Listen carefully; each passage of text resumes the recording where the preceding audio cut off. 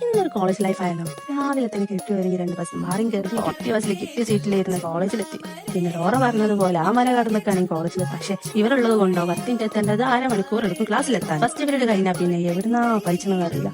അപ്പൊ ഇതേപോലെ ആരെങ്കിലും എന്തെങ്കിലും അത് കഴിഞ്ഞിട്ട് പിന്നെയും ക്ലാസ് ഉള്ളത് കൊണ്ട് പുറത്തൊക്കെ പോകാനും പറ്റില്ല. പിന്നെ എക്സാമിന് എന്തെങ്കിലും എഴുതണമെങ്കിൽ ഇവിടെ ഇരുന്നാലേ കാര്യമുള്ളൂ. ടൈമായി വേറൊന്നും നോക്കിയില്ല.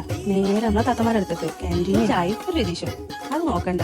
ഒരു ചായ പിടിച്ചാലേ പവർ. അടുത്ത ക്ലാസ്സിൽ ഇരിക്കണ്ടല്ലേ. പിന്നെ ചോറുള്ള സമയം പാലോര പ്ലേറ്റിൽ പാലത് അതിനൊരു കൈപ്പ് വാരി തിന്നാണ്. എന്താ രസം. ഏത് മോട്ടെ പിന്നെ നമസ്കാരം അത് ഇതിന്റെ മറക്കാൻ പാടില്ലല്ലോ. അതും കഴിഞ്ഞാ പിന്നെ ഒരു കറക്കമുണ്ട്. ക്ലാസ്സുകൾ കാരണം ഇന്ത്യ കണ്ടിരിക്കാൻ പോയതുപോലെ പുതിയ പുതിയ വൈദ്യുതി കണ്ടെത്തി.